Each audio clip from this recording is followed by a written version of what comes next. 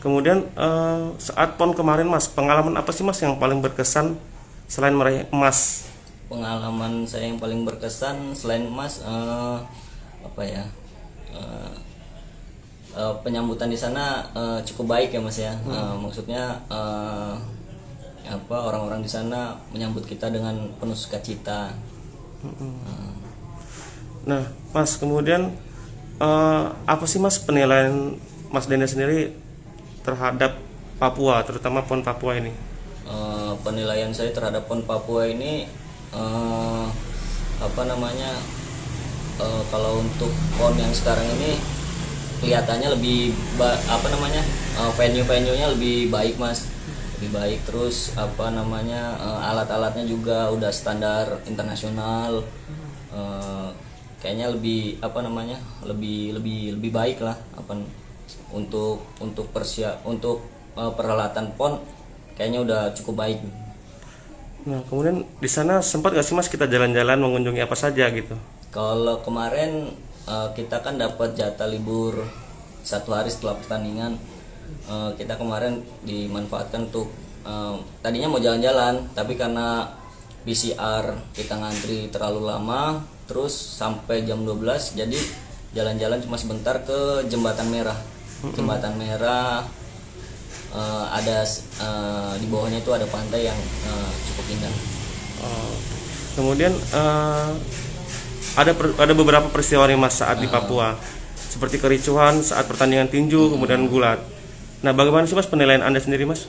Kalau penilaian saya, kemarin sih sempat dengar sih Mas ya, tapi saya nggak menyaksikan langsung itu apa namanya, kericuannya seperti apa. Tapi menurut saya kedepannya ya mudah-mudahan untuk PON yang akan datang jangan ada kericuan-kericuan seperti itu. Nah, pertanyaan berikutnya Mas, secara keseluruhan bagaimana sih menurut Anda penyelenggaraan PON Papua, panitianya, wasitnya hingga fasilitasnya? Kalau menurut saya, penyelenggaraan PON Papua ini penyelenggaranya cukup baik ya Mas ya. Fasilitasnya oke. Untuk gedung udah wah bagus sekali. Terus alat-alatnya udah standar internasional. Untuk wasit-wasitnya, kalau untuk sekarang ini, kemarin yang saya rasakan cukup fair ya Mas ya, cukup fair. Wasitnya adil, terus penyelenggaranya, panitianya baik-baik semua. Oke, Mas, bonus sudah menanti. Jika bonus sudah cair, ini sebenarnya untuk apa sih Mas? Harapan saya sih bonus itu bukan hanya sekedar uang tunai aja Mas ya.